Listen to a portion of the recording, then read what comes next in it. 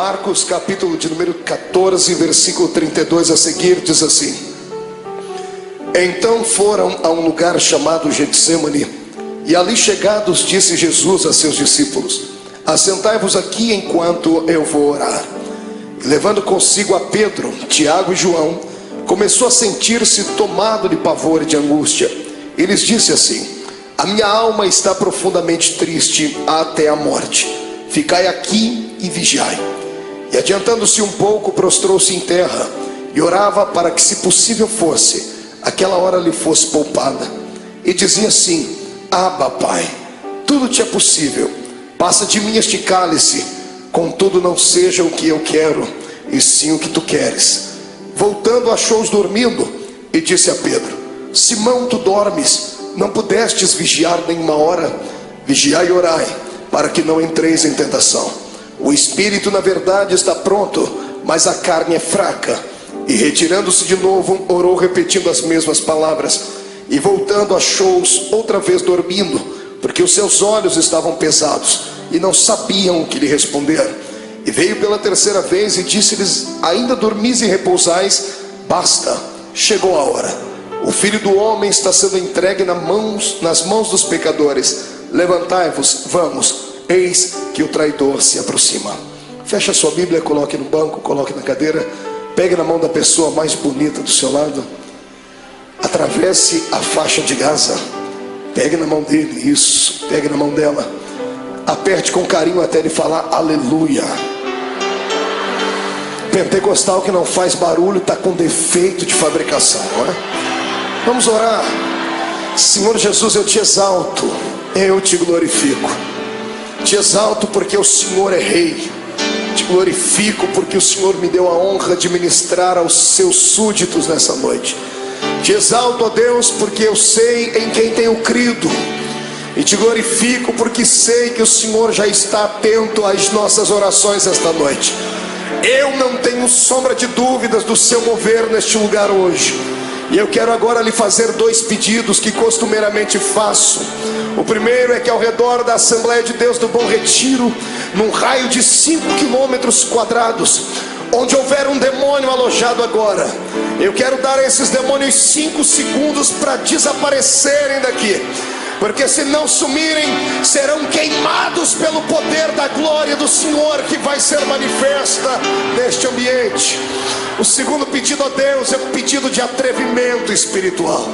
Se ainda tem o crédito no céu contigo como pregoeiro da sua palavra, abre a porta do seu palácio sobre nós agora e manda do céu para a terra uma comitiva angelical. Eu quero pelo menos 8 serafins aqui nesta igreja.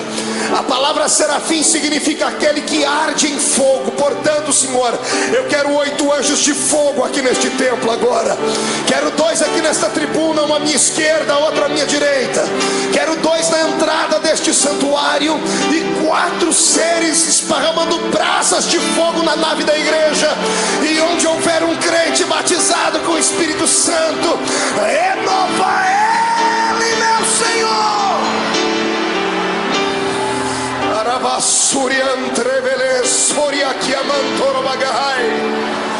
Deus, tu não precisa da ajuda do homem para nada.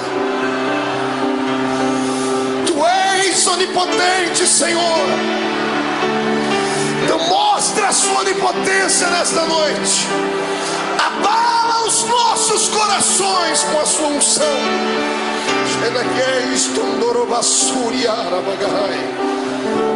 Muito obrigado, Jesus. Fica conosco aqui. Amém e amém. Erga o dedo indicador para o céu comigo, o dedo de profeta. Aponte o dedo no nariz do seu irmão. Diga para ele: escute aqui. Se você não trouxe lenço, prepare a manga da camisa, a ponta da gravata, do vestido, o que for, porque hoje você vai se derreter na presença de Deus aqui. Quem crê nisso, dê um grito de glória a Deus. Aplausos a Jesus. E tome o seu assento, glorificando ao nome dele.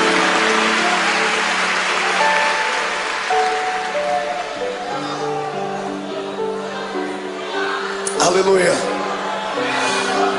Oh glória. Terá la suria anderei chorogaba.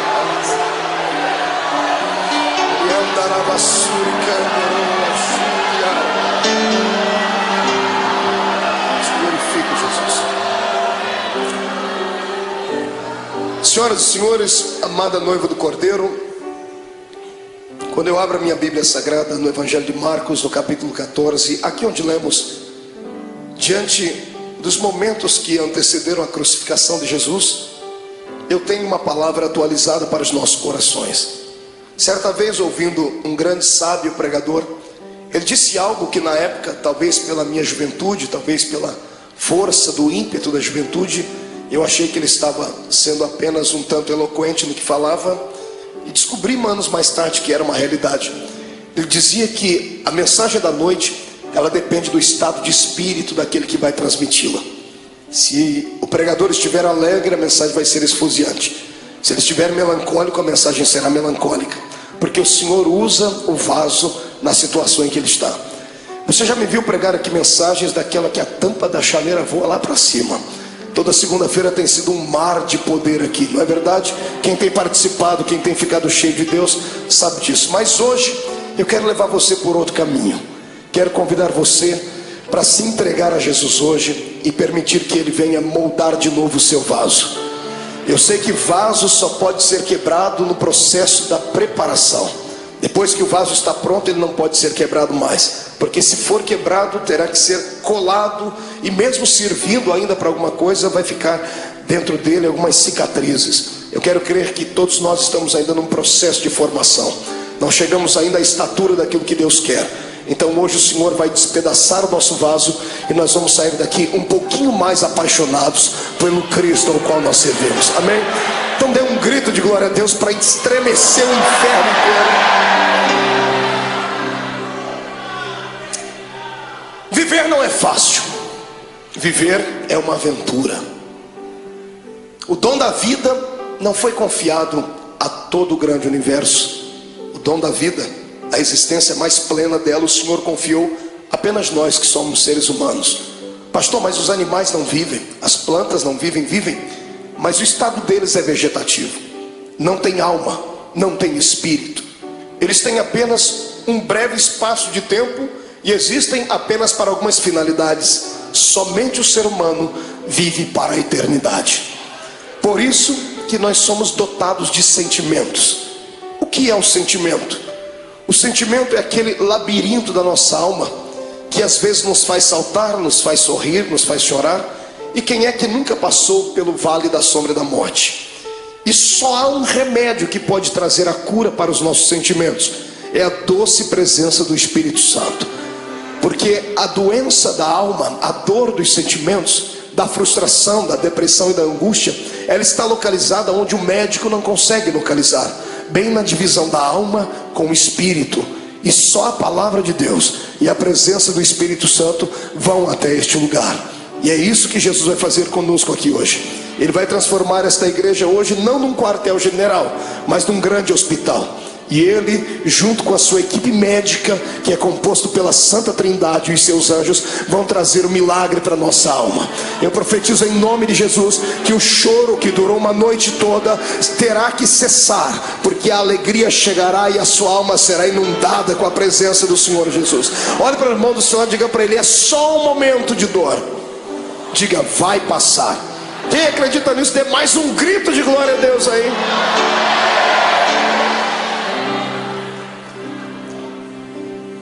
Quando eu olho para Jesus e fico às vezes tentando usar o meu raciocínio humano, por que é que ele veio? Alguns pensam que ele veio à terra apenas para implantar mais uma religião. Não era isso. O mundo já tinha muitas religiões.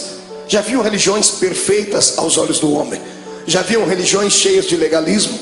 Já haviam religiões amparadas por um sistema filosófico de poetas, como eram os epicureus. Amados, já havia muitas e muitas igrejas na época. Então a pergunta continua: por que é que Jesus veio à terra?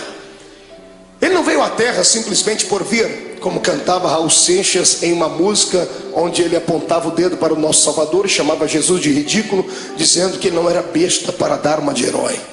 Jesus não foi apenas um herói, não foi apenas um mártir. Ele não saiu do céu apenas para fabular e confabular uma história.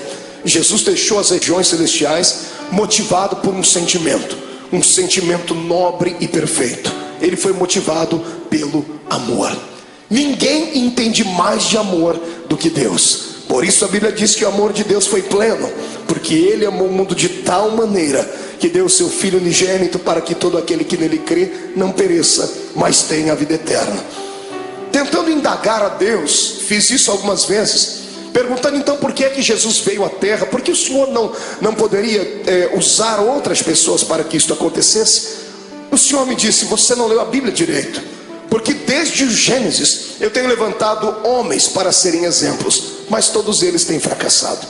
Os homens tentaram, sacerdotes tentaram, reis tentaram, profetas tentaram, mas não conseguiram vocacionar o coração do homem para servir a Deus. Era necessário um sacrifício de um animal anualmente, para que o perdão do pecado viesse sobre os seres humanos e eles não fossem condenados e não descessem à morte e estivessem aprisionados por Satanás. Desde o Gênesis até o começo do Novo Testamento, nós temos uma série de dimensões históricas onde Deus tentou confabular com o homem a sua história, ensinar a eles um pouquinho da sua graça, e os homens não pareciam entender.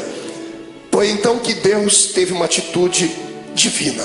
Só alguém que é divino faria isso. A minha Bíblia diz na boca de Paulo que ele, mesmo sendo Deus, não teve por usurpação ser igual a Deus. Antes aniquilou a sua forma divina e desceu na terra e se fez carne. Aqui começa o mistério da minha vida e da sua.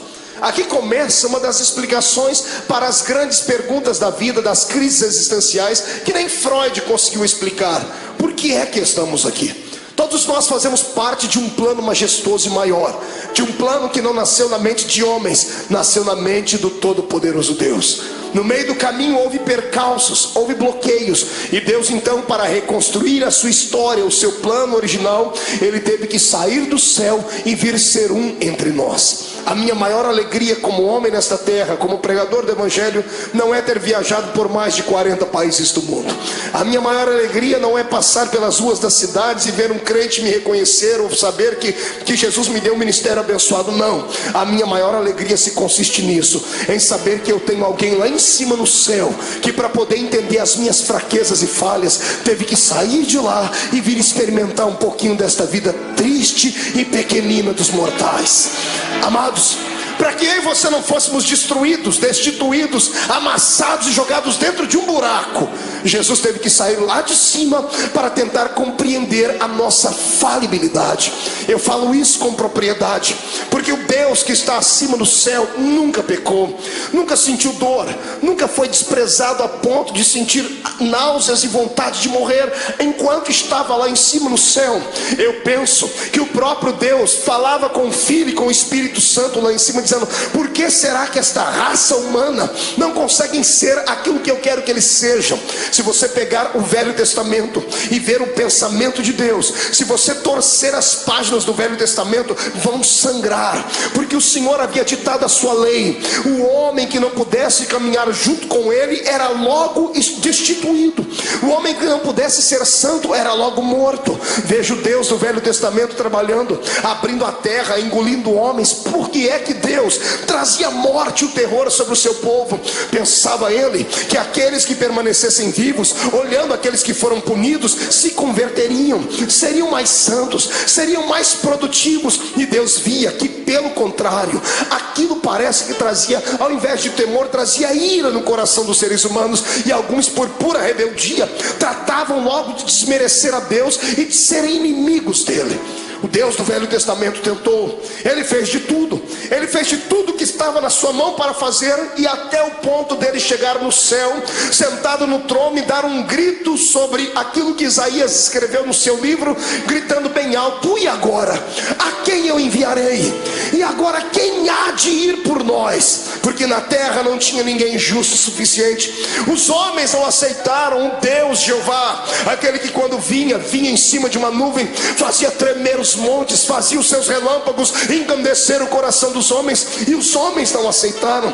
Então o Senhor está no céu, tentando encontrar uma nova maneira de atuar, e a maneira foi aquela mais talvez não pensada, mas que chegou a chocar o próprio Deus. O seu filho, sentado à sua direita, se levanta e diz: Pai, está chegando a hora então de nós tomarmos uma atitude divina, está na hora de fazermos algo transcendental, está na hora de eu deixar o meu trono e virar homem de carne e ser um como eles são, para eu poder entender o que eles passam, para eu poder saber o que é que leva esses seres humanos a chorar, a sentir dores, porque é que eles têm tanta facilidade em se curvar diante dos problemas, porque é que eles ficam deprimidos. E é isso que Jesus faz. A transferência do céu para a terra não foi apenas um ato da legalidade divina, foi um ato imortal de Deus. Deus se fez carne para vir aqui entender a minha vida e a sua vida. O que eu acho mais lindo é que Ele entendeu. Ele passou pelos mesmos vales que nós passamos, Ele passou pelas mesmas sombras que nós passamos, e o mais importante, Ele venceu. Ele deu para nós o exemplo dizendo: é possível passar pelo vale e se levantar lá na frente, é possível andar de cabeça baixa, mas daqui a pouco erguer a sua cabeça, porque o ser humano é imagem e semelhança de Deus. Eu não prego nessa noite para um público comum de derrotados, eu prego para homens e mulheres de carne e osso, mas que tem uma essência divina dentro deles. Eu olho para fora e vejo a embalagem, mas o conteúdo desses que me ouvem é um conteúdo transcendental. O Deus eterno que criou o universo pela força do seu poder e pelo poder da sua palavra o sustenta, habita dentro desse homem e desta mulher que está aí do seu lado. Quem acredita nisso, erga a mão para cima e glorifique a Deus.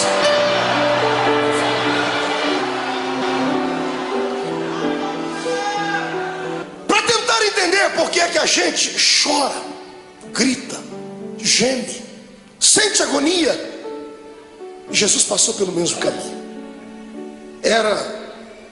Estava chegando os últimos dias dele na terra. Ele sempre foi um homem de oração. Eu amo Jesus por causa dos seus ensinamentos, aqueles que ele dava com a sua boca e aqueles que ele exemplificava. Sempre que ele queria exemplificar alguma coisa, ele usava os seus apetrechos divinos. Todas as vezes que ele operava um grande milagre, ele se escondia no meio do mato para orar. Diferente dos seres humanos do século 21. Toda vez que temos uma vitória, a primeira coisa que fazemos é ir para um restaurante comer uma boa picanha. Fazemos festa, não é verdade? Fazemos uma viagem, prendemos uma ida até a beira da praia. Jesus sabia do perigo de se ter uma vitória. Toda vez que você tem uma vitória, o seu arqui-inimigo fica furioso muito mais do que antes, e ele vai preparar uma luta pior ali na frente. E se você não se preparar e não estiver com o seu espírito pronto, você pode sucumbir ali na frente. É por isso que todas as vezes que ele tinha uma vitória, ele se separava e ia para o monte orar. Nesse dia, foi um dia diferente. Jesus acordou melancólico, entristecido, porque ele não era apenas Deus, ele também era homem. Era homem sujeito às fraquezas. Quando ele se destituiu da essência da glória, ele se revestiu da nossa humanidade. E ele tinha um problema que eu e você não temos. Mesmo sendo homem, ele tinha o poder de ver o futuro, porque ele era homem, mas também era Deus. Ele tinha a sua natureza humana, mas também tinha a sua natureza divina. A sua natureza humana dava a ele condições de sentir sede, ao ponto de pedir para uma mulher: me dá água porque eu tenho sede. Mas a sua natureza divina logo se impunha, e ele mesmo dizia à mulher: mas se tu soubesses quem fala contigo, você pediria água para mim, e eu te daria uma água que você beberia e nunca mais tornaria a ter sede. Na sua natureza humana, ele se cansou um dia na polpa do barco, dormiu e relaxou, ao ponto de Satanás se levantar e quase afundar o barco. Ele estava cansado, por isso dormiu. Mas quando se revestia da natureza divina, ele olhava para o mais miserável pecador e gritava no ouvido e no coração dele, dizendo assim: vinde a mim, vós, os que estáis cansados e oprimidos, porque eu vos aliviarei. Nessa manhã, o lado humano dele estava tranquilo, porque não enxergava o futuro. Mas o lado divino pregava peças nele, porque ele enxergava além daquilo que os olhos humanos viam. Mesmo sendo homem, ele continuava sendo Deus. Ele tinha percepção de algumas coisas do futuro. E dessa manhã, quando ele acordou, ele sabia o que ia acontecer. Sabendo o que ia acontecer, ele não sorri. Ele não conta uma história comum, porque ele era um homem como nós somos. Ele convida os seus discípulos nesse dia. Todas as vezes que ele ia para o monte orar, ele levava só 3. Era Pedro, Tiago e João. Nesse dia ele olhou para todo mundo e disse: gente, vamos orar comigo. Eu imagino os discípulos olhando uns para os outros, dizendo assim: o quê? Jesus está pedindo oração para a gente? Ele está pedindo para a gente acompanhar ele até o monte para orar. E ele foi. Quando ele chegou naquele monte, dobrou o joelho. Todos eles dobraram o joelho junto com ele e começaram a orar, ou começaram a rezar, eu não sei. Repetiram as palavras que ele havia ensinado. Ninguém conhecia Deus a fundo. A religião deles antes de Cristo era uma religião canalizada em rituais humanos, em dogmas falíveis. Talvez eles não sabiam conversar com Deus na intimidade com a qual Jesus falava. Por isso Jesus os ensinou a oração do Pai Nosso. Mas ele pediu para que eles orassem com ele, porque ele estava abatido naquele dia.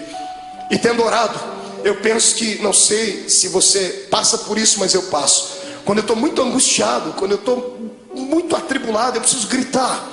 Eu preciso desestressar. Eu subo um monte que tem na minha terra e tem uma árvorezinha lá. Eu já falei dessa árvore para todo mundo, tem isso gravado em fitas. A árvore sofre comigo quando eu estou passando pelo vale, porque eu encho ela de tapa.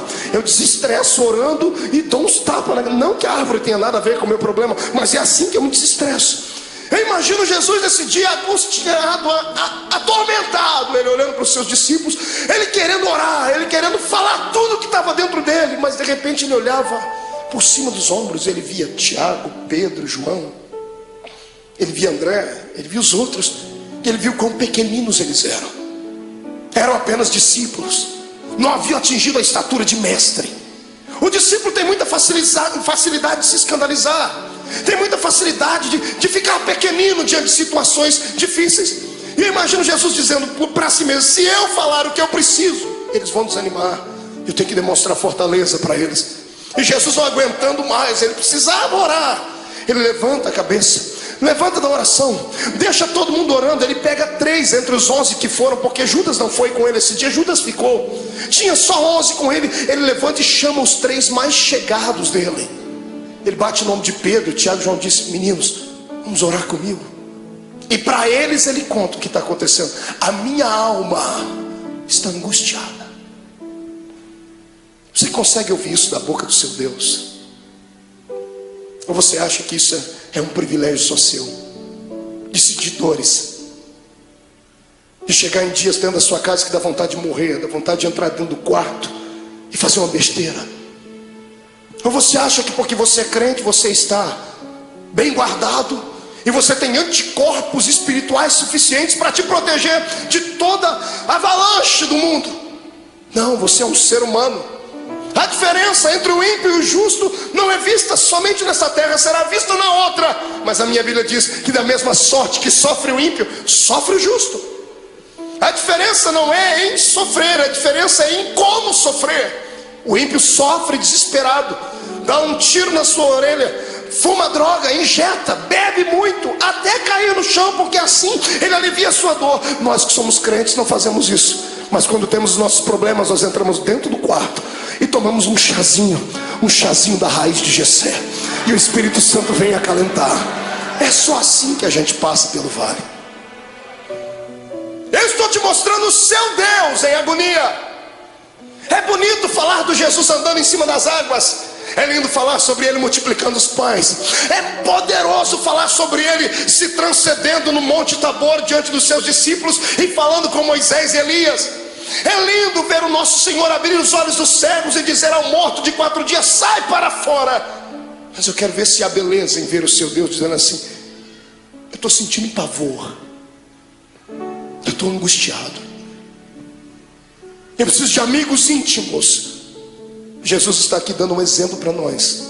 Quando passarmos pelo vale, precisamos ter alguém do nosso lado, precisamos de amigos. O que vale na nossa fé cristã é isso, que nós temos pessoas que nunca vimos antes, mas depois de 5 minutos de conversar já chamamos ela de irmão. Eu sei que tem muitos aqui que são colegas, mas existem alguns amigos, poucos, mas são. Quando você passar pelo vale da sua alma, não passe sozinho. Não faça besteira. Peça para Jesus preparar alguém para que você possa desabafar, contar os seus problemas. Peça para Ele colocar uma pessoa certa, não um traíra, não uma pessoa que vai abusar depois do seu problema e lhe chantagear. Peça para Ele preparar alguém que tenha o mesmo espírito que você tenha e que te ame não pelo que você é, não pelo que você tem, mas por aquilo que Deus te fez. Jesus pega os seus melhores amigos e sobe com eles um pouquinho, diz assim: eu estou angustiado. E eles estão orando, e Jesus começa a orar, e ele começa a tremer, porque os olhos dele visualizavam aquilo que os olhos naturais não viam. De repente ele levanta e deixa os três e diz assim: gente, ora por mim, porque eu vou entrar aqui no meio desse mato agora, que eu vou rasgar minha alma. Eu imagino Pedro, Tiago e João olhando um para a cara do outro, dizendo assim: esse não é o nosso Cristo. Cadê o homem de Fortaleza que pega o chicote, espanca os homens que estão na beira do templo? Ele está melancólico, ele está entristecido, ele está fragilizado. Pedro, Tiago e João enxergam isso nele. E eu imagino eles olhando a figura de Jesus entrando dentro do horto, dentro do jardim, dentro do Getsemane. Interessante, era profético. A palavra Getsemane significa prensa do óleo. E ele, oliveira verdadeira, estava indo lá para ser prensado, para que o óleo do seu espírito viesse sobre a terra. Ele foi moído para que nós pudéssemos ser reconstruídos. Ele chorou naquele dia para que nós pudéssemos sorrir hoje aqui. Ele sentiu dores naquele dia para que as nossas dores fossem aliviadas. E é por isso que eu te convido agora a dar um belo glória a Deus, porque Ele merece tudo isso.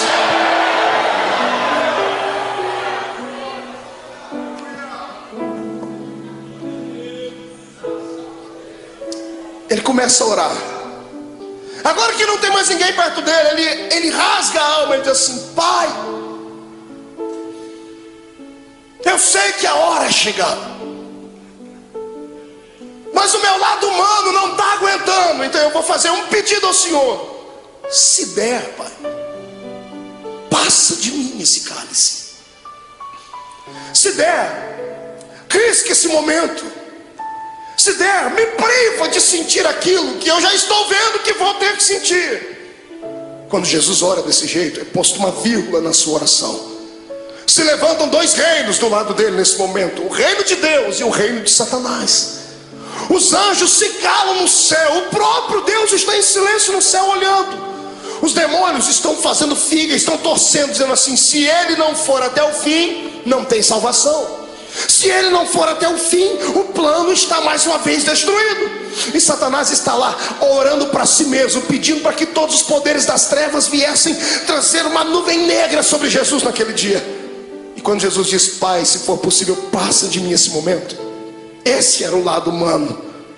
O lado divino dele sobrepõe. E ele abre os olhos.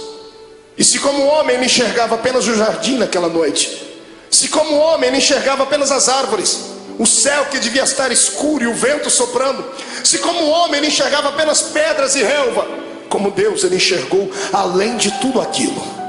Ele enxergou além das pedras, além da relva. Ele enxergou além do tempo.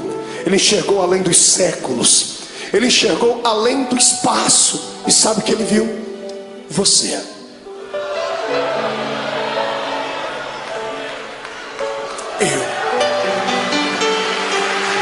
Ele enxergou você.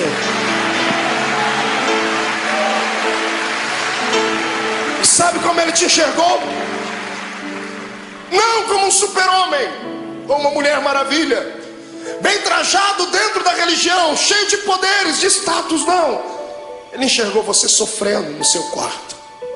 Ele enxergou você chorando pelas ruas de São Paulo, desempregado.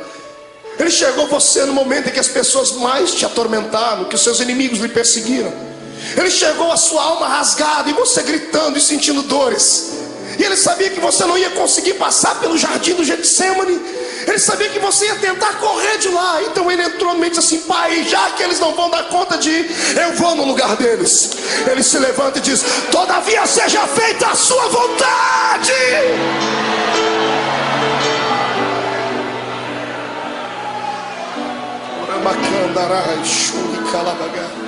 Feche seus olhos por um momento. Eu sinto que a noite deste dia vai ser diferente. Não sou só eu que estou passando pelo vale, estou sentindo dores. O Senhor está me dizendo que tem pessoas que entraram aqui gemendo hoje. Tem pessoas que essa segunda-feira perdeu o sentido para ela. O feriado não teve alegria nenhuma. Tem gente aqui dentro que sequer conseguiu dar um glória a Deus. E não é porque não queria, é porque a sua alma está mais atormentada do que tudo. Veio buscar aqui hoje, nessa noite, um escape. Tentou enxergar aqui uma luzinha no fundo do túnel. Em nome de Jesus, como profeta do Deus vivo, eu profetizo que o tempo de cantar chegou. Os espíritos de tormento, os espíritos de acusação, os espíritos que provocam o seu espírito, te deixam abatido, chegaram até a porta do templo, mas tiveram que voltar. Quando eu fiz a oração inicial, eles tiveram que recuar 5 quilômetros. E eu te dou uma palavra de Deus: eles não vão voltar. Você vai sair daqui hoje de cabeça erguida, sorridente, alegre, de paz, cheio de Deus. Vai entrar na rua da sua casa com a coroa da vitória. Você não é um derrotado, você não é mais um. Você nasceu para a vitória. Quem acredita nisso, adore ao Senhor.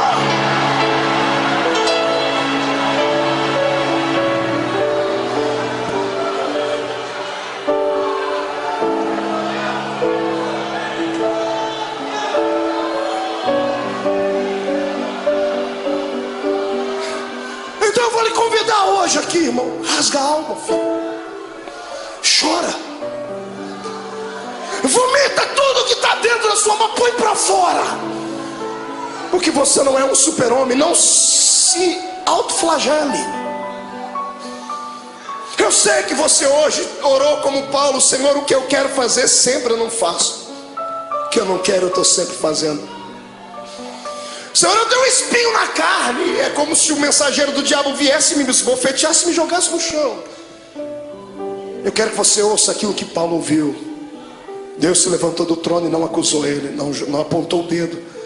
Deus olhou para Jesus do lado dele, viu a mão furada, viu o sofrimento do filho e disse assim: Paulo, fique tranquilo. Como, Senhor? Eu estou angustiado. A minha graça te basta. Senhor, não é o suficiente, então eu vou preencher agora. O meu poder se aperfeiçoa na sua fraqueza. A matemática de Deus é diferente. E eu profetizo que aqueles que entraram fracos aqui dentro hoje, Satanás não vai ter coragem de cruzar o seu caminho por pelo menos um mês. Eu profetizo em nome de Jesus que aqueles que entraram aqui entristecidos, chorosos, estão recebendo hoje o revestimento do Espírito. Vão sair daqui armados até os dentes. Eu digo aos demônios: caiam fora da vida dos servos de Deus, porque o poder do Senhor se manifesta. Mão direita para cima. Faça um carinho nas costas do seu irmão.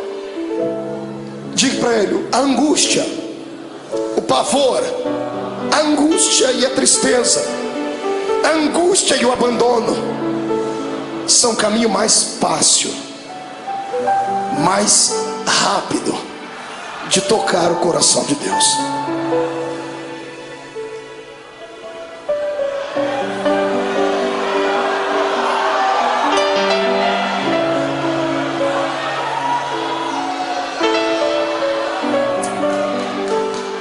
Era a adversidade. Meu sogro me ensinou uma frase que ele deve ter ouvido em algum lugar, eu já citei ela algumas vezes: que não há bem que sempre dure, e também não há mal que nunca acabe. Tudo na vida tem um ponto de equilíbrio. A vida da gente é igual às 4 estações do ano. Alguns estão sorrindo do seu lado porque estão vivendo o verão da vida deles. O sol da justiça está alto, está brilhando sobre ele, está corando a sua pele, por isso que o irmão está sorridente. Outros estão vivendo a primavera da sua existência, estão florindo, estão frutificando, estão crescendo. Em contrapartida, outros entraram no outono, começaram a perder as folhas, começaram a perder o colorido. E difícil saber que alguns entraram pelo caminho do inverno, estão sucumbindo, estão tendo que buscar água nas profundezas dos lençóis mais profundos da terra, estão tendo que se curvar diante de tudo. Mas a bênção é que tudo é um ciclo. Depois do inverno vai vir o verão de novo. Calma, é só um tempo. Na minha vida e na sua, tudo o que acontece, ou acontece porque Deus mandou, ou porque Ele permitiu. Satanás não tem esse poder que nós pensamos que ele tem de vir e manipular a nossa existência.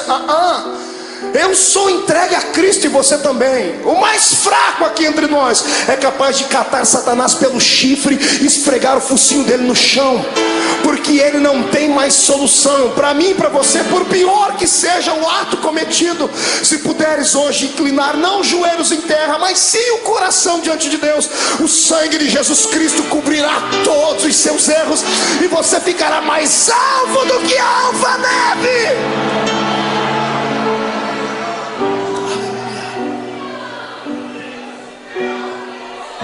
Mas escute, o que é para você passar, ninguém vai passar no seu lugar. E tem épocas na vida que a gente tem que passar sozinhos. Tem vale que não tem amigo íntimo, ninguém. Tem coisas que somos só nós e Deus. E o pior é que nesse exato momento parece que Deus nos esquece. Eu não sei o que é pior, a correção de Deus ou o silêncio dele. O silêncio, quando você grita e lá do céu vem uma resposta assim: psss. Jesus estava sentindo assim aqui. A alma dele estava contrita. Ele chegou no ápice da vida de um ser humano. Ele levanta daquele horto tremendo, suando sangue. Eu fui estudar isso à luz da ciência. A ciência diz que é raro, mas é possível. Por que é que uma pessoa chega a transpirar sangue? A ciência diz que quando a pessoa está passando por uma agonia muito grande, o seu metabolismo fica todo alterado. 3 coisas podem acontecer. Primeiro, ela pode sofrer um infarto no miocárdio, porque a adrenalina correndo pelo seu corpo, o coração não dá conta de bombear tanto sangue e pode explodir. Segundo, quando a etapa do coração é vencida, as veias do cérebro não suportam, a pessoa pode sofrer um derrame. Terceiro, quando é vencida a etapa do coração e da mente, aí os poros se dilatam e o sangue que está sob pressão dentro do corpo, ele sai pela pele.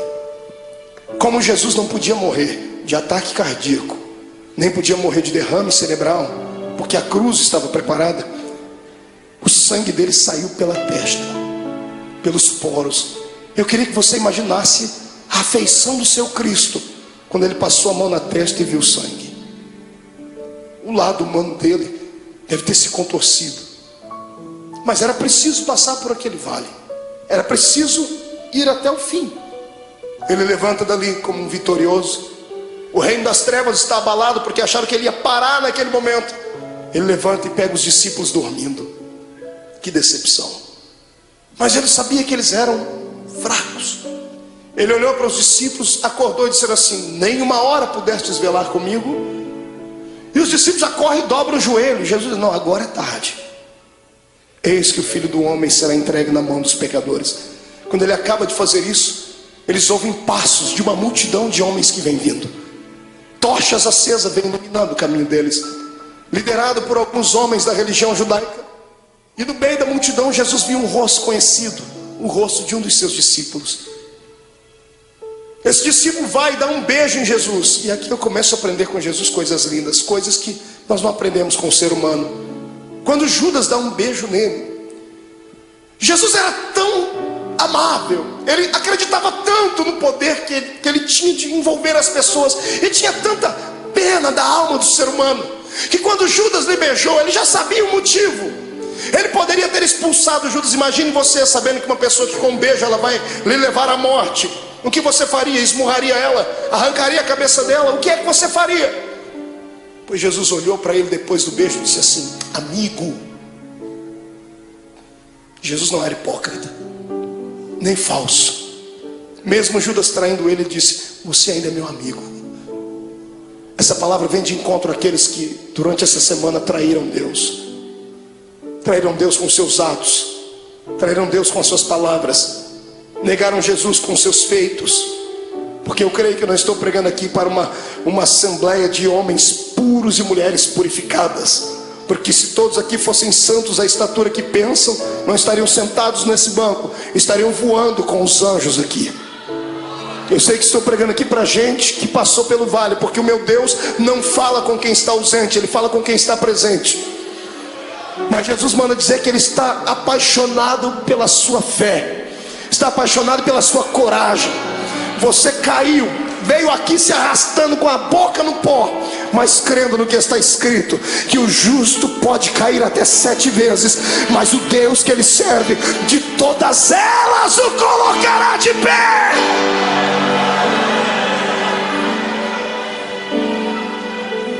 Você continua sendo amigo de Deus. O amor de Deus não dá para se entender. O amor de Deus tem que ser aceito. Não fomos nós que o escolhemos, foi Ele quem nos escolheu. E quantas vezes você já fez essa pergunta: por que o Senhor me escolheu, Deus? Por que você acha que Deus te escolheu, irmão? Pela sua força? Pela sua oratória? Pelo seu talento de cantar? Você acha que Deus olhou para você e disse: não, esse aqui eu vou poder usar, então eu vou investir nele, e o outro que não prestava, ele não investiu? Não foi nada disso.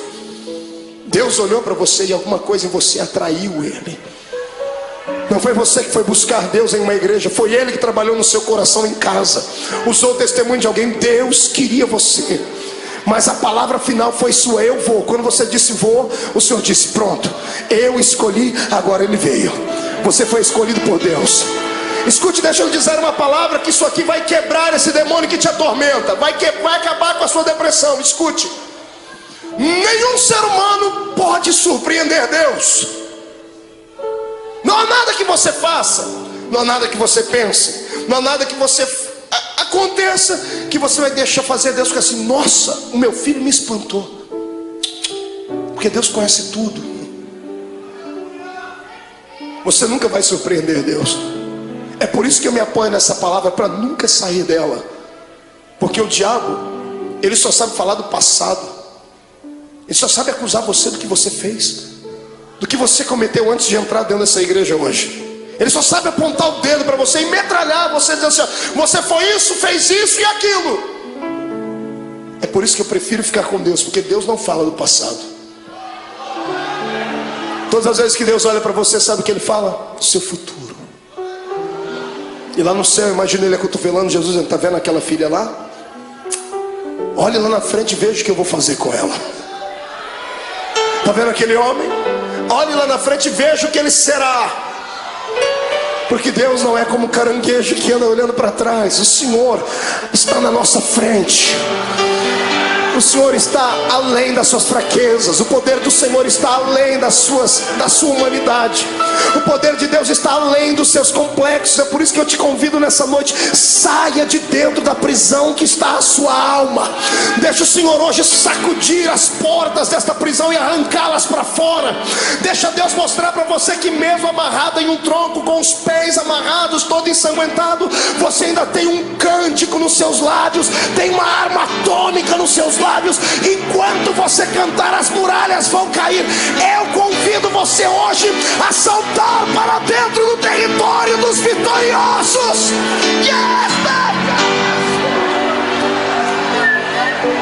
Adore o seu Deus.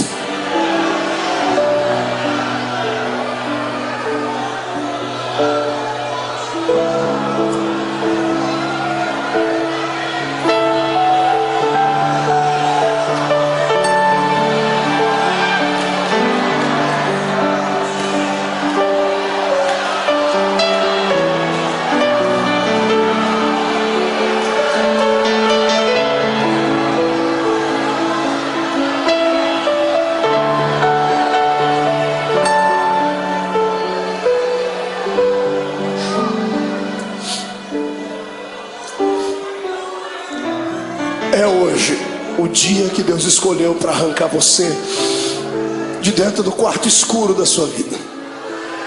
Os espectros do passado que te sondam, os demônios que encontraram uma brecha, vão ter que serem rápidos para saírem, porque se não saírem serão destruídos.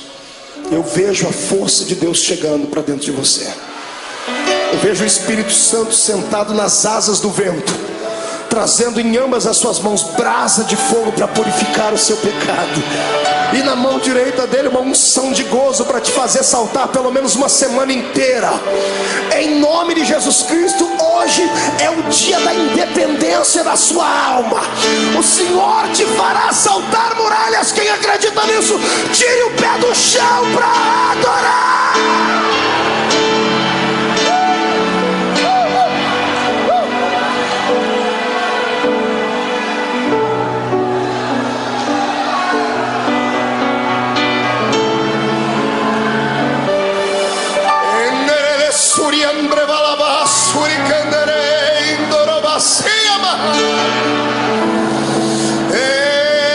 Adore a Deus, cante um hino de vitória e vem agora para perto do altar.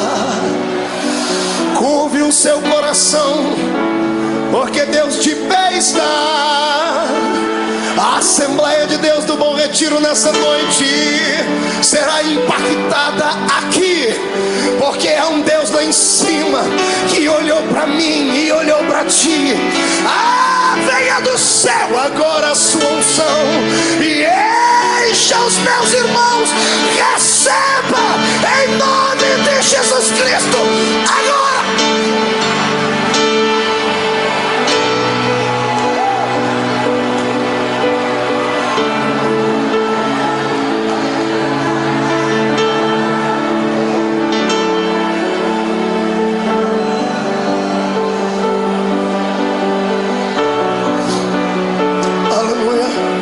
Sente um pouquinho. Olhe para cá.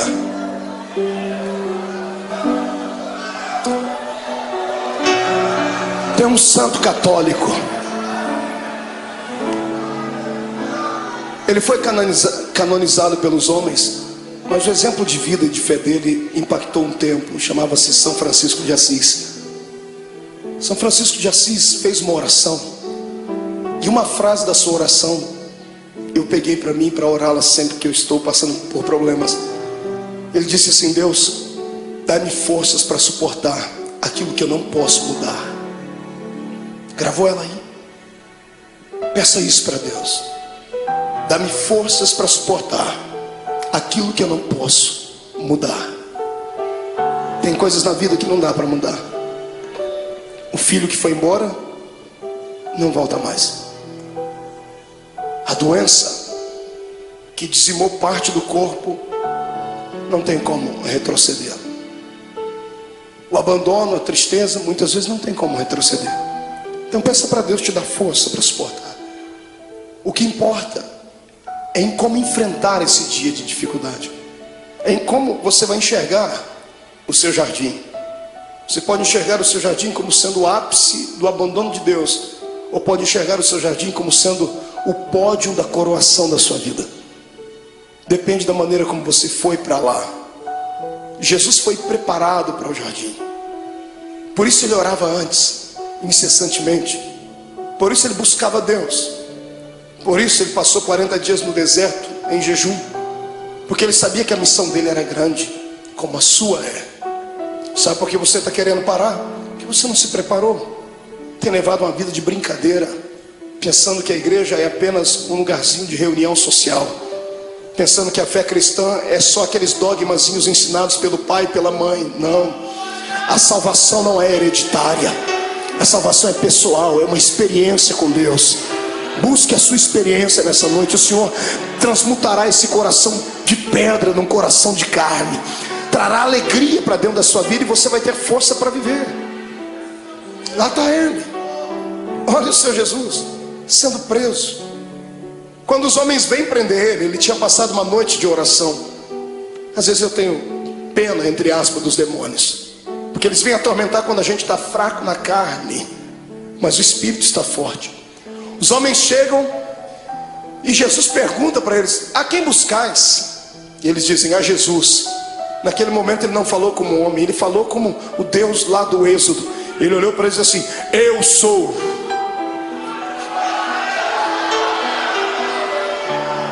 Por um pouco aqueles homens não morreram fulminados, Porque quando ele liberou a sua palavra, rema, eu sou, eles caíram no chão. Qualquer preso sairia correndo, qualquer pessoa condenada sairia correndo, qualquer covarde sairia correndo. E eu não duvido que os discípulos iam pegar na mão dele: Jesus, aproveita o momento e foge. E ao invés de ele ir para a direção contrária, ele vai e ajuda as pessoas a ficar de pé. Você consegue imaginar Jesus pegando na mão de Malco? Malco foi o soldado que arrancou a orelha dele. Fica de pé, Malco. Jesus olhando para o Judas: Judas, filho, fica de pé. Imagina ele falando: I'm sorry, desculpe. Em vez de falar como homem, eu falei como Deus. Foi só um momento, eu estou aqui, pode me prender.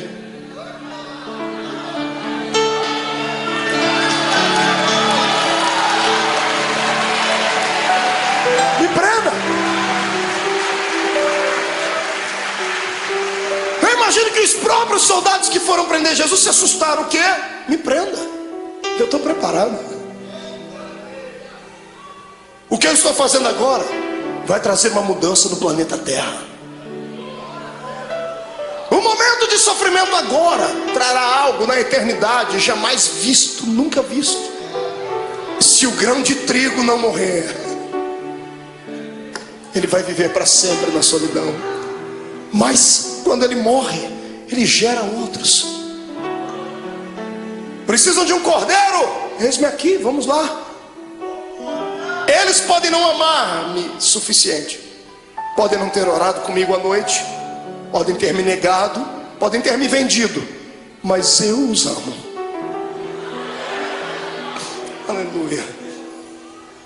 O amor de Deus é o amor ágape. Você já conhece isso, é cartilha dos crentes. Amor eros, amor filos e o amor ágape. Amor eros é de homem para uma mulher, o amor filos é de mãe para filho, filho para pai. O amor ágape é o amor de Deus, é o amor puro, é o amor que se ama sem esperar nada em troca. É o amor que Paulo falou lá na sua epístola aos Coríntios 13, é o amor que tudo suporta. É por isso que Jesus está te segurando. Aleluia. Eu dizia a um amigo hoje que eu descobri depois de muito tempo porque é que o ser humano não deve pecar. O ser humano não deve pecar simplesmente porque existem leis na Bíblia dizendo que ele não deve pecar. Deus não odeia você porque você peca. Deus não quer te destruir quando você erra, não é isso. É que Deus é Pai. E Deus sabe que todas as vezes que você peca e erra, você se arrebenta. Todas as vezes que você faz alguma coisa errada, é você quem se machuca. E qual pai quer ver o filho machucado? Qual pai quer ver o filho ferido? Está entendendo? É por isso que o Senhor não quer que você erre, você burle a lei. Porque tudo que Ele estabeleceu são princípios, e tudo que foge dos princípios te machuca. Olha para você agora sofrendo por causa desse adultério. Olha você sofrendo aí dentro, as mágoas, tristes, desejando uma pessoa que não é sua e não pode ficar com ela, não tem jeito. Olha vocês sofrendo porque pegou aquilo que não era seu. Olha aí você sofrendo porque passou por cima de tudo aquilo que Deus tinha para você. Olha você angustiado. É isso que te tira da igreja. Não é a perseguição do pastor, não é a palavra pesada do outro, não é. São aquilo que nós infringimos na lei de Deus. E Jesus me disse ao meu ouvido enquanto eu estava de joelho ali: tem muita gente que quer se afastar da igreja, filho. E fala para eles que não importa o que eles fez, importa o que eu fiz por eles. Sai da frente, Satanás, eu estou com raiva de você. Eu tenho certeza que nesta noite os planos de Satanás mais uma vez caíram por terra, porque o Senhor te ama e ponto final. Quem é amado por Deus, adore a Ele.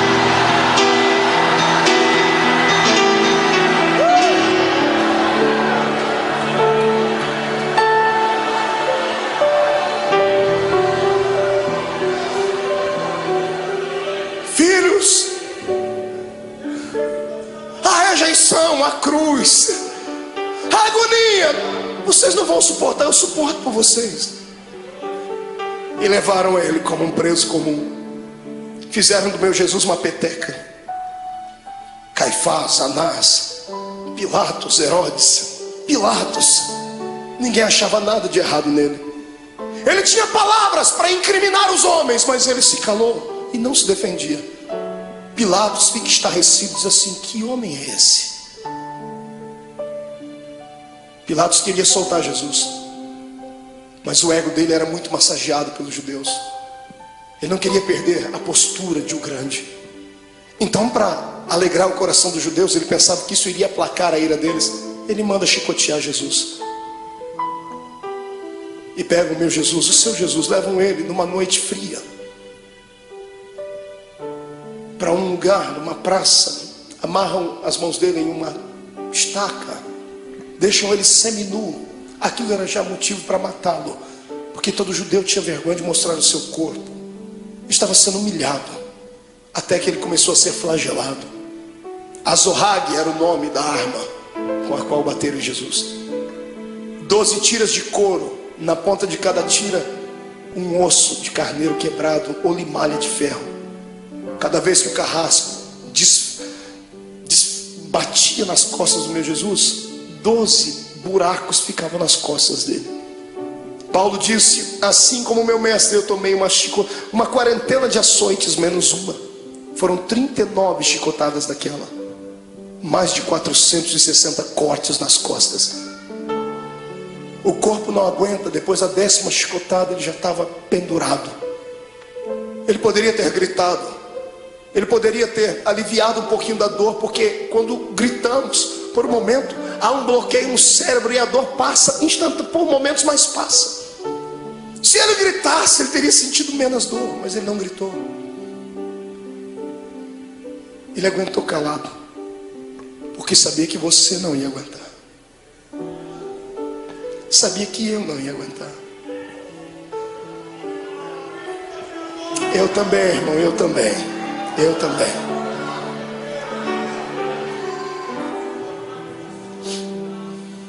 Quando tiram Jesus da estaca, ele está semi-morto, caído no chão. Alguém embrulha o corpo dele num pano, pensando fazer o bem, estavam fazendo o mal. Jogam ele dentro de uma cova, dentro de uma cela fria, úmida, fétida. No outro dia de manhãzinha, Pilatos já havia se reunido com algumas pessoas. O povo não havia quem acalmasse o povo. O povo quer a morte dele. Pilatos se levantou e chamou a multidão e disse assim: olha, hoje é um dia especial.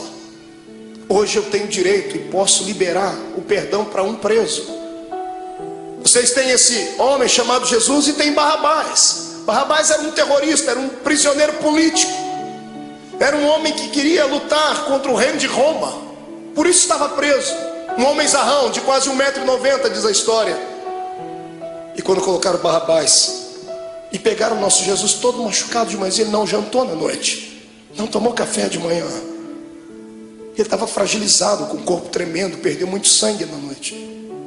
As pessoas olham para os dois e, pagos por dinheiro, gritam: solte Barrabás.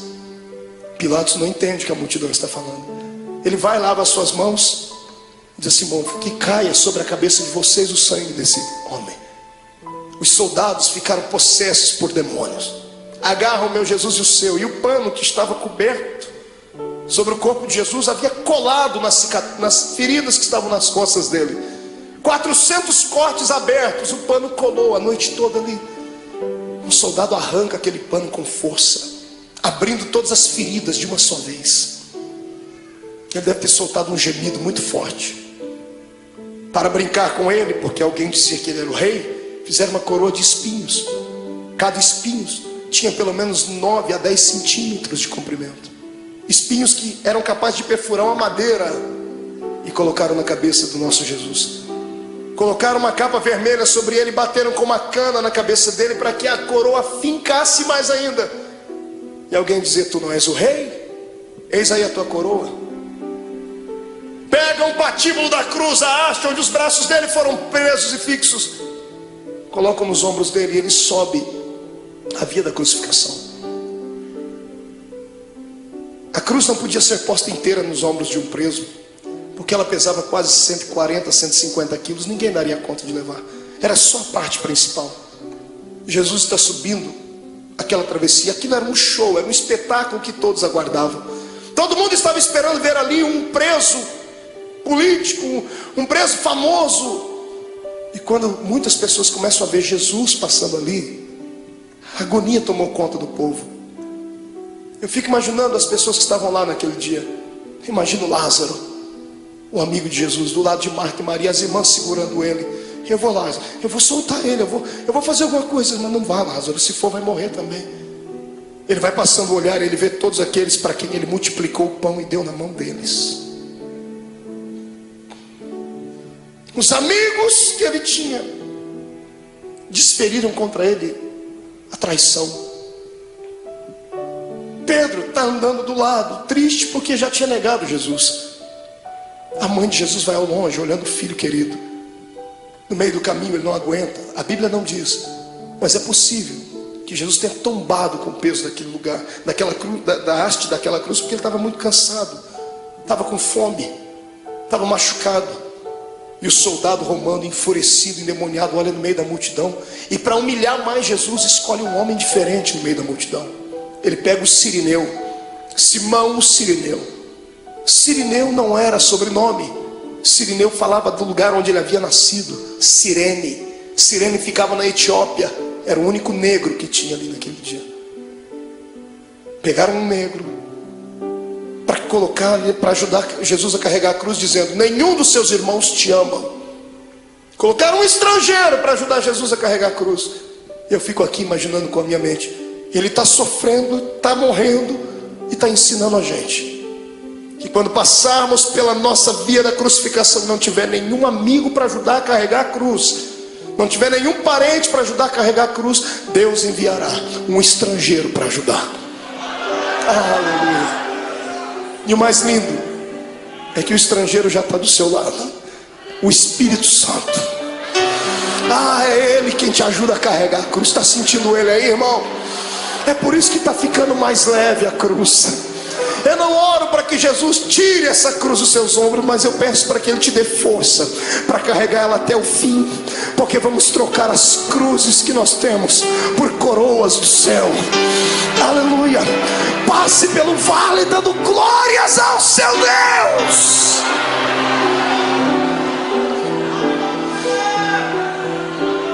Sobe comigo. Vem no Gólgota comigo.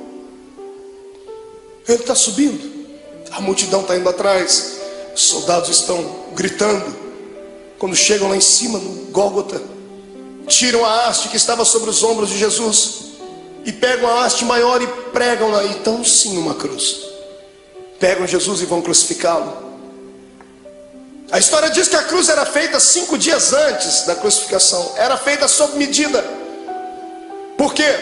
Por causa do tamanho e o peso do preso. Era feita sob medida porque antes de pregarem o preso já havia um lugar próprio para cravar o prego. Já faziam um buraco na cruz para que facilitasse a entrada do prego. Então quando vão pregar o nosso Jesus, problema, a cruz não era dele, era sua, era minha, era do infeliz, do Barrabás. E os pecados de Barrabás, os meus e os seus, eram muito maiores do que tudo já imaginado. Os pecados da humanidade inteira. Quando pregam a primeira mão, facilitou a entrada do prego. Quando vão pregar a segunda, não dá, porque o braço dele era menor. Então eles esticam Jesus. O salmista disse que esticaram o nosso mestre ao ponto de quase desconjuntar os ossos. Os ossos não podiam ser quebrados, mas desconjuntados. Quando esticam Jesus, ele sente dores inimagináveis. Pregam a mão dele, o suplício maior vem na sequência, porque a mão ainda tem muita carne. Como é que se prega o pé? Não pregaram 2 pés de uma vez porque não tinha prego que suportasse. Pregaram primeiro o primeiro pé. Pregos de 17 centímetros, golpe desferido em cima do osso ou entre as juntas dos pés. Quando o primeiro prego entra e crava o pé do meu Jesus naquela cruz, ele deve ter se contorcido, um desejo de gritar, mas era tudo que Satanás queria ouvir, fraqueza. E ele engolia seco, porque por dentro ele dizia para si mesmo: já vai acabar, Não vai demorar muito. Eles não vão suportar isso, então eu suporto por eles. Pega um segundo pé e outro prego. Prega um segundo pé em cima do primeiro. Então temos 2 pregos segurando os pés dele na cruz. Quando os soldados levantam a cruz, o buraco no Gólgota está feito. Levantam a cruz e era um preso. Você já viu algum policial tratar bem um preso? Abrir a porta do camburão e dizer assim: entra por favor, querido. Ninguém disse: olha, vamos colocar a cruz com cuidado. Quando eles levantam a cruz e soltam dentro daquele buraco, soltam com todo o peso do corpo dele. Quando a cruz bate dentro do buraco do Gólgota, o corpo de Jesus pende para frente. Ele fica preso pelos pregos das mãos e dos pés, e o corpo pende para frente. Os seus ossos comprimem o seu pulmão e ele não consegue respirar. Ele sabia mais do que ninguém que carne sufocada, Deus não aceitava o sacrifício dela. Então ele arruma força onde não tem. Ele segura nos pregos. Ele firma os pés e traz o corpo para trás, num esforço quase que sobre-humano, sentindo dores que você jamais sonhou. E quando ele encosta na cruz, ele respira um pouquinho só aliviado. E então ele começa a ficar tonto.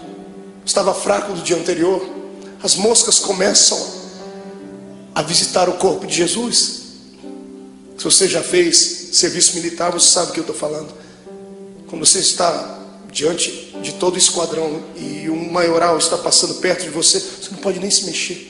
Posição de sentido. Os mosquitos voam em volta do nariz, dá vontade de colocar a mão, mas não pode. Jesus estava ali, ensanguentado, suado, sentindo dores. As moscas estão voando sobre ele e ele não tem força nem para expulsá-las. Do lado dele é posto um bandido e do outro também.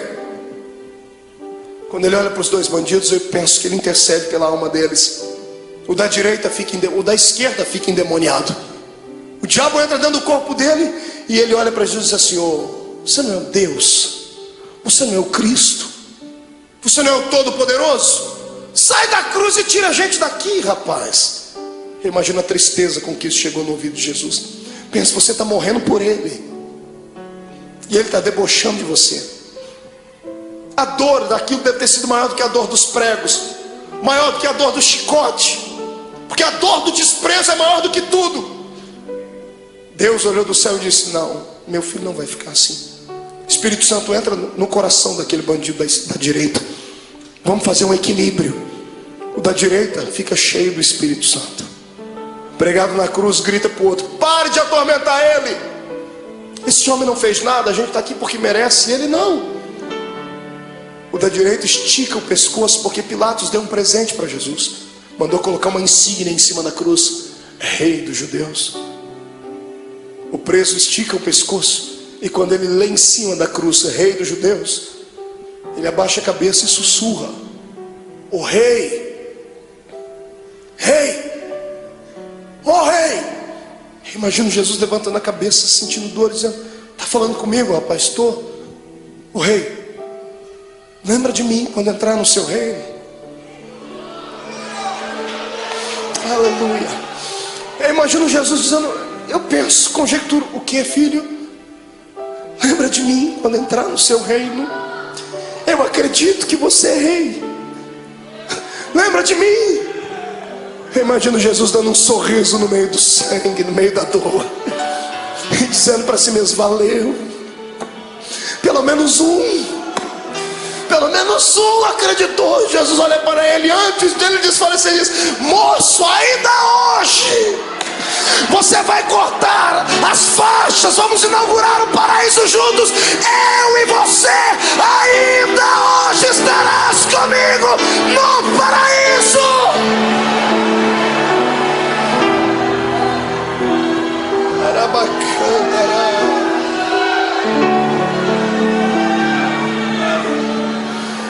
Incline a sua cabeça. Derramado em meu coração, não sei como agradecer-te o que tu tens feito a mim. Eu só posso dar-te agora a minha canção. Quem pode cantar comigo? Dar-te, vai, grita. Graças, Senhor. Graças, meu Senhor Jesus.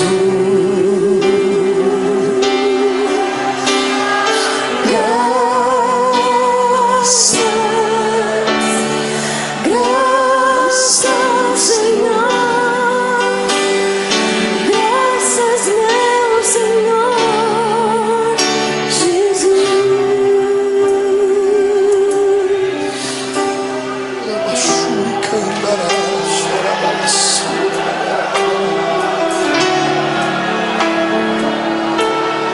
Se curve diante do seu Deus, crente. Até você que não gosta de dar glória a Deus não pode ficar em silêncio agora. Até você que não gosta de dar barulhos tem que gritar agora.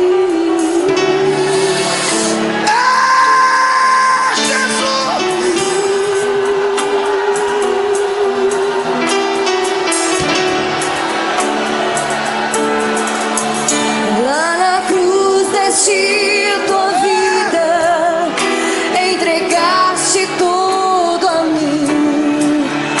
Vida eterna me entregaste ao morrer.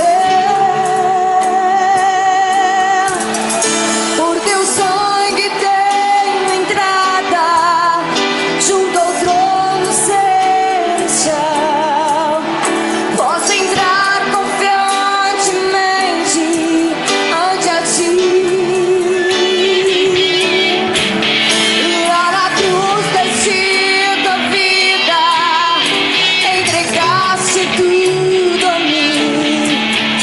Vida eterna me entregaste ao morrer. Por teu sangue tenho entrada junto ao trono celestial. Posso entrar confiantemente ante a ti.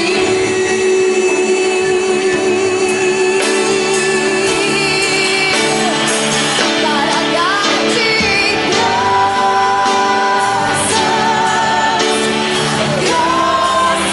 Senhor. Graças, meu Senhor Jesus.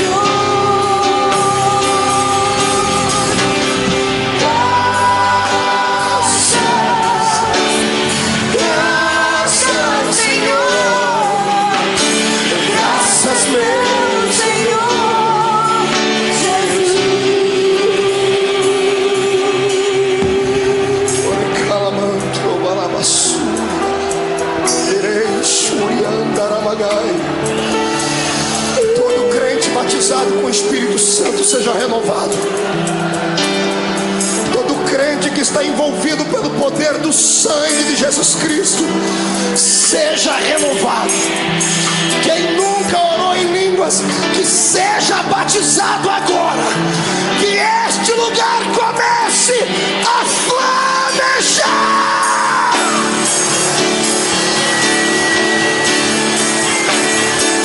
Para dar-te graças, Senhor. Graças, meu Senhor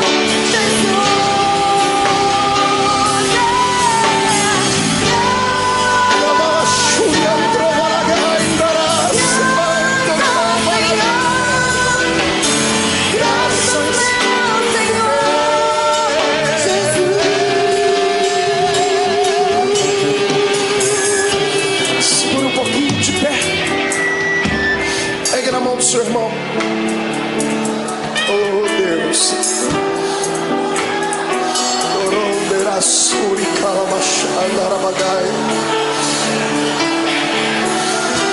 Eu sinto o poder do sangue de Jesus aqui. O Senhor está perdoando pecados nessa noite.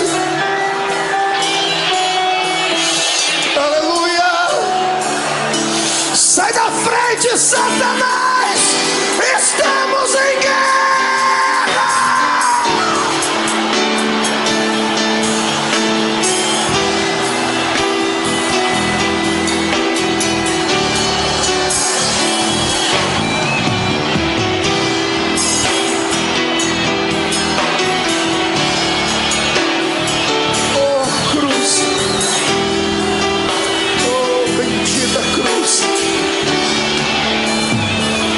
Segura um pouquinho, pegue na mão do seu irmão, olhe para cá.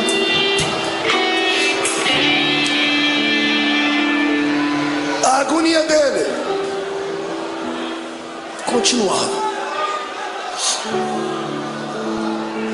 Chegou uma hora que ele olhou para o céu. Como homem, ele enxergava só as nuvens, o sol. Mas de repente, como Deus, ele olha para o céu e ele não vê nuvens.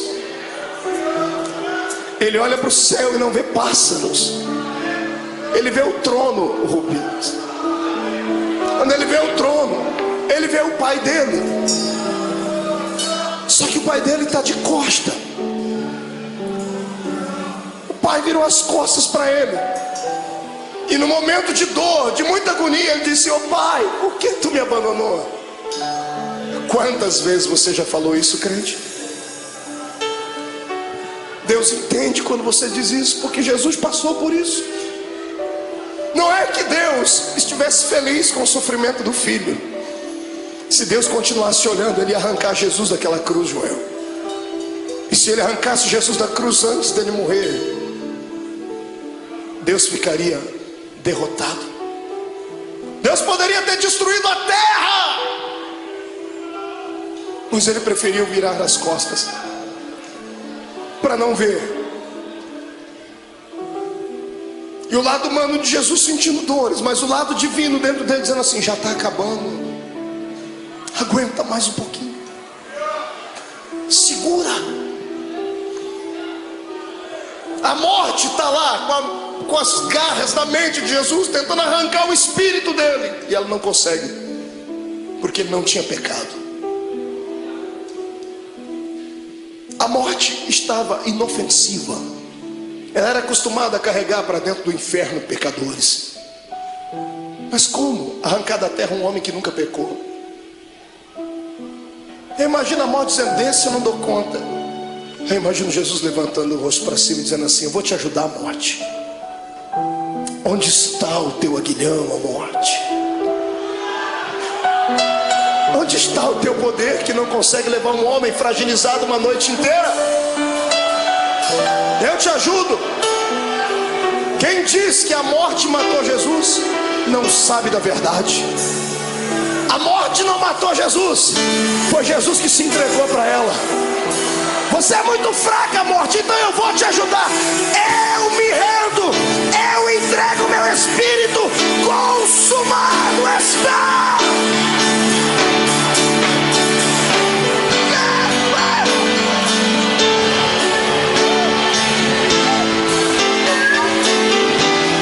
Este é o Cristo que tu serves.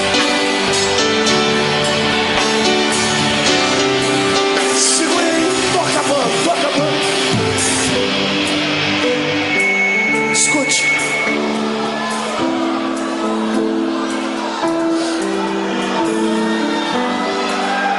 Segure só um pouquinho.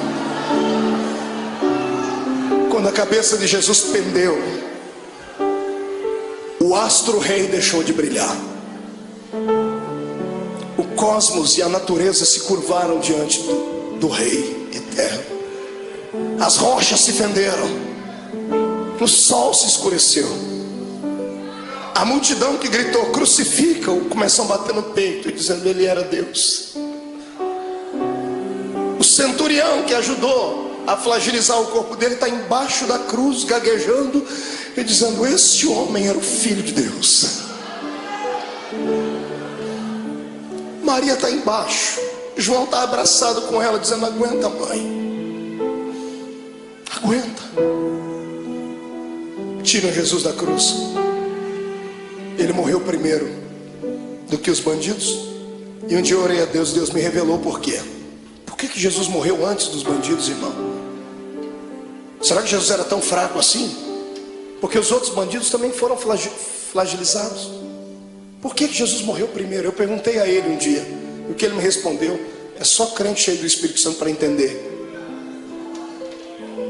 Jesus nunca gostou da morte. E todo morto que cruzou o caminho dele ressuscitou. Todo. Ele chegou a parar velório, cortejo fúnebre. Jesus nunca gostou da morte porque ele era Deus. Ele sabia que o homem não foi feito para morrer. Toda vez que a morte cruzou o caminho dele, ele parou ela. Nesse dia, para não ver os dois morrerem antes, ele falou: eu vou morrer primeiro, porque se eles morrerem eu vou ter que ressuscitar eles aqui. Perto de mim ninguém fica morto. Aleluia.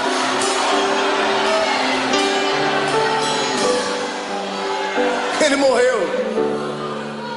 Morreu a carcaça. Quem morreu foi Jesus, o homem. Mas o Cristo que estava dentro dele não podia morrer, porque Deus é eterno. O Espírito do Cristo que estava dentro dele saiu pela boca. Quando o homem expira, seu espírito sai. Interessante é que ao invés de Jesus sair dali e ir até o céu, a Bíblia diz que ele foi às regiões mais baixas. Ele foi num lugar muito interessante que poucos crentes conhecem, pouca gente prega. A Bíblia diz que ele foi buscar um cativeiro. Já leu sobre isso na Bíblia? Quando Jesus morreu, ele passou 3 dias morto ali, o corpo, porque o espírito dele foi fazer uma pregação interessante. Ele foi a um lugar onde estavam todos os santos que haviam morrido antes dele, porque ninguém ia para o paraíso, iam todo mundo para o seio de Abraão. E Jesus foi lá e se revelou: eu sou. Eu imagino ele, que já estava com a chave da morte e do inferno na mão, indo lá, abrindo as portas das cadeias. Abrindo a porta, lá dentro tem alguém sentado assim: sai para fora, Daniel. Mas Senhor, quem és tu? Eu sou aquele que fecha a boca do leão.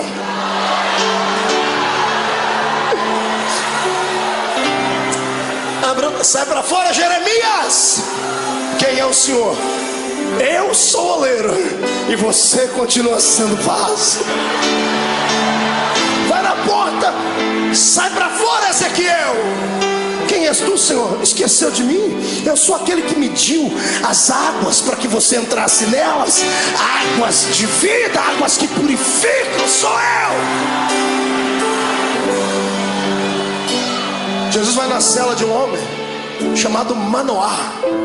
Quando ele abre a porta: sai para fora, Manoá. Senhor, quem és tu, Manoá? Você perguntou o meu nome quando eu fui anunciar o seu filho. Eu sou o maravilhoso, Manoá. Sou eu. Sai para fora, Davi. Quem és tu, Senhor? Eu sou o bom pastor que dá a vida pelas suas ovelhas. Sai para fora. Sai para fora, Ananias, Misael e Azarias. Senhor, quem és tu? Eu sou o 4º homem da fornalha de fogo. Sai para fora.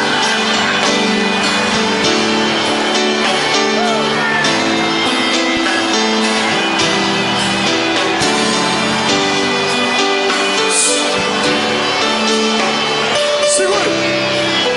Jesus chega numa porta. Era um dos últimos a ter entrado lá antes dele. Ele abre a porta, está lá um sujeito de barba. Ele diz: João, sai para fora, João. Mas Senhor, quem és tu? João não me conhece? Imagina João olhando e dizendo: oh Senhor, desculpa. É que a última vez que eu lhe vi, o Senhor era um cordeiro, e agora eu vejo que tu és o leão. O leão da tribo de Judá.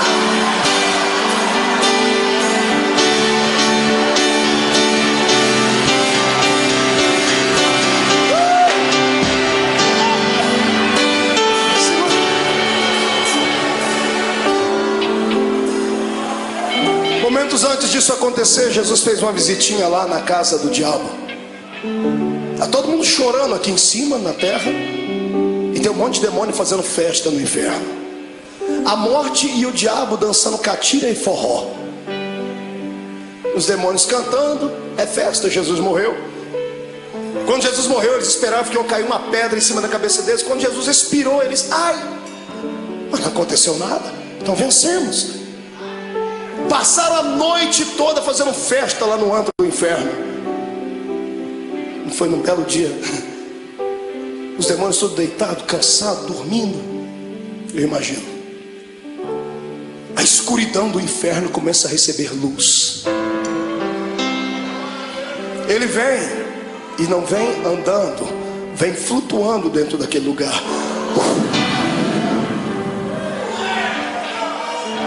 Quando a presença, a luz e o calor dele vai passando, demônios começam a gritar. Ai, está queimando, é o sol. E alguém grita, é, mas é outro sol. É o sol da justiça que está entrando. Os gritos devem ter acordado o diabo e a morte. Jesus olha para a cara dos dois. Antes de falar com o diabo, Jesus vai no colarinho da morte, agarra ela pelo colarinho e diz, onde está a morte? Onde está o teu aguilhão, a morte? Jesus pega e joga ela para um canto. Jesus vai onde está o diabo, fala, Satanás, agora é contigo, seu infeliz. Me agonizou lá no monte, achou que eu não ia vencer. Eu vim aqui provar para você que é possível ser homem na terra e ainda ir morar no céu.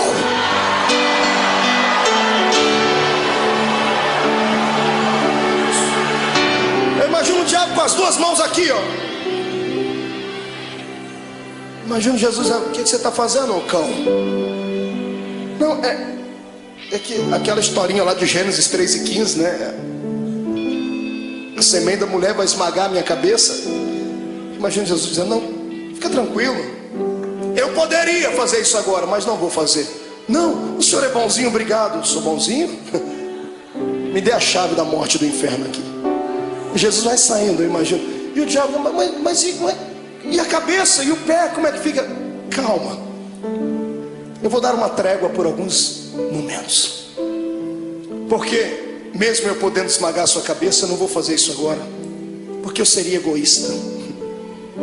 Eu vou repartir isso com muita gente ainda. Eu imagino Jesus apontando o dedo dele, fica assim por enquanto, mas em breve, o Deus de paz esmagará Satanás embaixo dos nossos pés.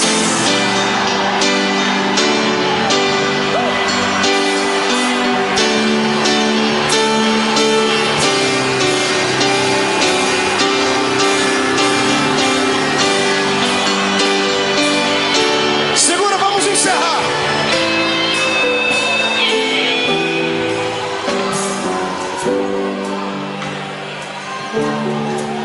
Três dias depois, umas mulheres chorosas chegam na tumba de Jesus, levam perfume para embalsamar o corpo dele. Está todo mundo chorando pelos cantos. Quando elas chegam na tumba de José de Arimateia, que emprestou para Jesus, a pedra gigantesca estava removida. Desesperadas, elas pensam que alguém roubou o corpo de Jesus. Quando elas entram lá dentro, no meio de duas pedras tem dois homens de branco. Os homens estão sorrindo, um sorriso angelical. Um dia nós vamos vê-los. E as mulheres perguntam, onde puseram o nosso mestre? E os homens dão um grito para elas, mulheres, por que procurais entre os mortos aquele que vive? Ele não está mais aqui, ele já ressuscitou.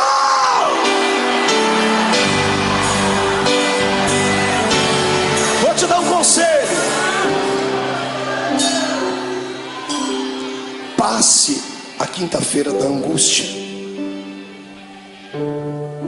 Chegue na sexta-feira da crucificação e não se entrega. Se segura, porque o domingo da ressurreição vai chegar.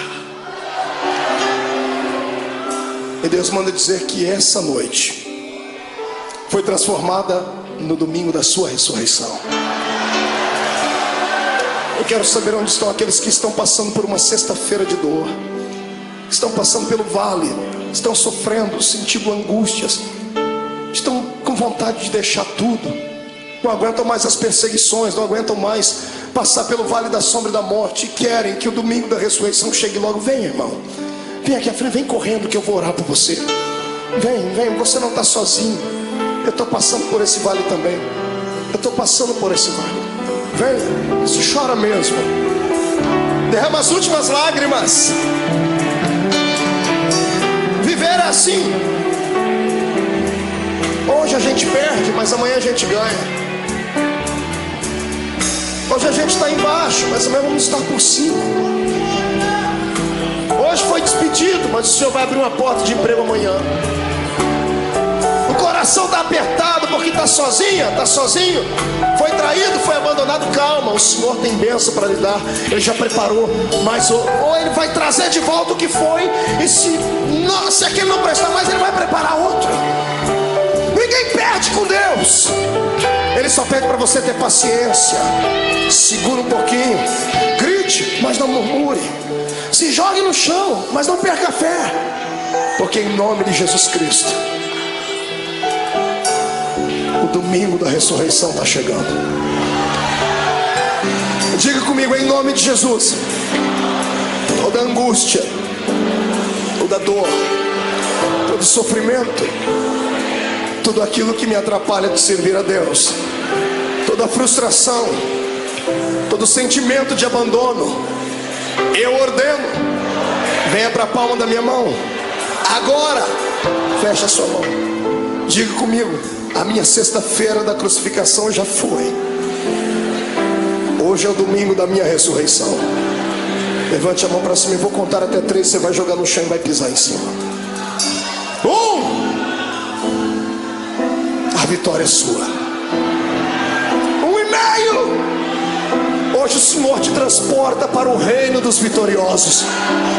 2. A sua casa será impactada pela ressurreição de Deus. 2,5. Satanás é um derrotado, com um D maiúsculo. 2,75. É o dia da sua liberdade.